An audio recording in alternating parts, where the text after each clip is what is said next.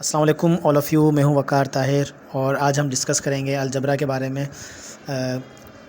Algebra एक बहुत ही important topic है जो कि सबको इसके ऊपर फोकस लाजमी होना चाहिए। सब इसे बहुत ही मुश्किल समझते हैं, लेकिन ये इतना मुश्किल टॉपिक नहीं है। ये आप जब समझ लेंगे, मतलब कि मैं ये कहूँगा कि ये जितना मुश्किल समझते हैं उतना ही आसान टॉपिक है। तो आज हम इसे डिटेल में इसे डिस्कस करते हैं। सबसे पहले तो हम ये जान लेते हैं कि जो अलजबरा जो वर्ड है ये कहाँ से ड्राइव हो। चले पहले ये जान लेते हैं हम कि अलजबरा किसने इन्वेंट की है, किसने कॉन्सेप्ट दिया अलजबरा का। तो फादर ऑफ अलजबरा हम किसे कहते हैं, ये भी क्वेश्चन काफ़ी टेस्ट में यूज़ होता हुआ आया, काफ़ी टेस्ट में मतलब आ चुका है ये। तो ये भी हमें मालूम होना चाहिए कि इसका कि अलजबरा के फ़ादर कौन थे, अलजबरा किसने इन्वेंट किया, या फिर हम अलजबरा का कॉन्सेप्ट किसने दिया। तो उनका नेम है मोहम्मद बिन मूसा अल ख्वारज़मी।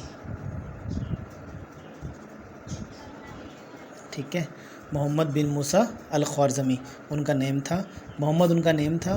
बिन अरब में जब नाम बताया करते थे तो वो अपने नाम के साथ अपने फ़ादर का नेम इस तरह से मतलब पूरा नाम बताया करते थे। जिस तरह मेरा नाम वक़ार ताहिर है तो मैंने साथ में लगा दिया वक़ार ताहिर, बट वो अगर मैं अरब में उस टाइम में होता, आज भी कुछ लोग यूज़ करते हैं उसका, तो मैं बोलता वक़ार बिन ताहिर। ठीक है, तो इस तरह मोहम्मद उनका नेम था और उनके फ़ादर का नेम था मूसा।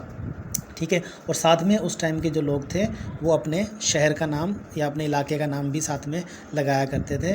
ख्वारज़म एक शहर का नाम है, एक शहर का नाम था ख्वारज़म। ख्वारज़म, ठीक है, मतलब ये ख्वारज़म के रहने वाले थे। ये क्वेश्चन बन सकता है कि who is father of algebra. ठीक है, तो हमारे पास ये नेम आ गया। इनके फ़ादर का नेम पूछा जा सकता है, इनके इलाके का नाम पूछा जा सकता है। हाँ, ख्वारज़म जो है वो आज मतलब आज के दौर में ये कौन से कंट्री की हद में आता है, तो वो भी आप लोगों को इसका मालूम होना चाहिए कि ख्वारज़म जो है उस वक्त तो ईरान की हद में था उस वक्त। ठीक है, ये हमें ज़हन में हो, उस वक्त ईरान में था ये ख्वारज़म। लेकिन आजकल जो है ये आजकल जो जिसे हम उज़्बेकिस्तान कहते हैं, उज़्बेकिस्तान एंड तुर्कमानिस्तान। ठीक है, ये दो कंट्री हैं। ठीक है, दो कंट्रीज़ हैं। इन दो के अंदर ये इक्वली मतलब ये आता है, एक एरिया है, ये इक्वली मतलब उसके अंदर मतलब ख्वारज़म का इलाका आता है। मतलब कुछ हिस्सा इसका उज़्बेकिस्तान में है और कुछ हिस्सा इसका तुर्कमानिस्तान में है। जिस तरह से पाकिस्तान और इंडिया के दो टुकड़े हो गए हैं, तो कुछ इलाका आज तक भी मतलब सिंध हमारा जो पहले कहते हैं कि इंडिया तक मुंबई तक था, तो फिर ये है कि कुछ हिस्सा सिंध का, जैसे हमारा जो थर है ये सिंध के अंदर है, कुछ इसका हिस्सा इंडिया के अंदर भी जाता है। तो अगर कोई कहता है कि भाई थर के इलाके में, तो थर अभी दो हिस्सों में डिवाइड हो चुका है, पाकिस्तान इंडिया दोनों में आता है। तो इसी तरह उज़्बेकिस्तान में जो ख्वारज़म का इलाका है वो आधा वो उज़्बेकिस्तान में आता है, आधा समझ लो या कुछ हिस्सा उसका समझ लो कि उज़्बेकिस्तान में आता है, और कुछ हिस्सा उसका तुर्कमानिस्तान के अंदर आता है। तो ये बड़ा ही अहम क्वेश्चन है जो कि बन सकता है। अगर इजी लेवल पे हम समझें तो इजी लेवल पे हमारा क्वेश्चन बन सकता है, फादर ऑफ अलजबरा पूछ सकते हैं तो सीधा उनका नाम आ जाएगा। और यह आ सकता है कि वो कहाँ के रहने वाले थे, वो ख्वारज़म शहर के रहने वाले थे और जो कि ईरान के अंदर था। ठीक है, ईरानी मतलब ये नेशनलिटी जो इनके पास थी वो ईरान की थी। और अगर एडवांस लेवल पर पूछेंगे तो फिर ये क्वेश्चन बन सकता है कि उज़्बेकिस्तान और तुर्कमानिस्तान में वो आजकल वो ख्वारज़म का इलाका है। ठीक है, और ये जो मूसा अल ख्वारज़मी है, तो इनके बारे में हम पढ़ते हैं। मूसा अल ख्वारज़मी क्या थे? ये मैथमेटिशियन थे, एस्ट्रोनॉमर थे, और इन्होंने ज्योग्राफी के अंदर भी इनके पास इल्म था। मतलब इन तीनों में मतलब मैथ्स में, एस्ट्रोनॉमी में और ज्योग्राफी के अंदर इनकी एक्सपर्टीज़ थी। ठीक है, ये हमारे जहन में हो। अब आ जाते हैं अलजबरा, जो ये वर्ड है ये कहाँ से आया, अलजबरा वर्ड कहाँ से आया। अलजबरा वर्ड जो है, इनकी एक किताब थी, इन्होंने एक किताब लिखी थी 9th सेंचुरी में। मतलब इन्होंने 9th सेंचुरी में एक किताब लिखी थी जिसका नाम था किताबुल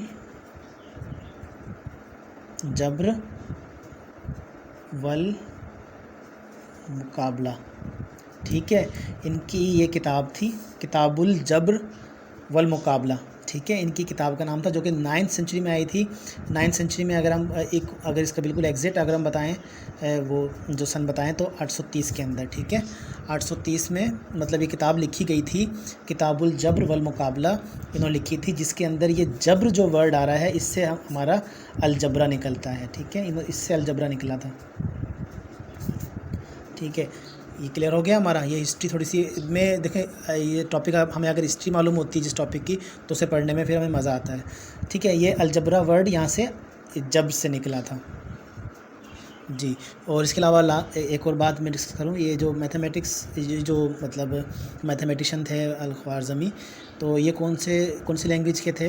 पर्शियन के थे, मतलब फ़ारसी। ठीक है, मतलब फ़ारसी के मैथमेटिशियन, मतलब फ़ारसी ज़ुबान में थे उस वक्त ये। तो और एक लास्ट पॉइंट इनका मैं आप लोगों से डिस्कस करूं कि क्वेश्चन बन सकता है एक, ये भी क्वेश्चन आता है एडवांस लेवल पर ही आता है ये भी क्वेश्चन, कि उनको बगदाद में क्या बनाया गया था? उन्हें लाइब्रेरी का हेड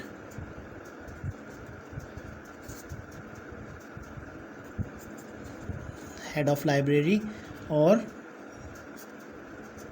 एस्ट्रोनॉमर, मतलब उन्हें बगदाद में एस्ट्रोनॉमर भी लगा दिया गया था एक जगह। और क्योंकि बगदाद उस वक्त जो था ना वो मतलब इल्म का शहर कहलाता था, और जिसको भी इल्म सीखना होता था पुराने दौर में तो वो बगदाद जाया करता था। तो बगदाद में वो हेड ऑफ़ लाइब्रेरी भी लगे थे और एस्ट्रोनॉमर भी वहाँ पर मतलब ये एस्ट्रोनॉमी भी सिखाया करते थे। तो फिर ये क्वेश्चन ही बन सकता है हमारे पास कि किस शहर में वो हेड ऑफ़ लाइब्रेरी लगे थे या फिर एस्ट्रोनॉमर लगे थे, तो वो बगदाद है। तो हमारे काफ़ी क्वेश्चन इसके अंदर हमारे कवर हो जाते हैं। हिस्ट्री अगर आ जाती है, अलजबरा के बारे में क्वेश्चन आ जाता है, तो आप इंशाल्लाह इजीली इसे सॉल्व कर सकेंगे।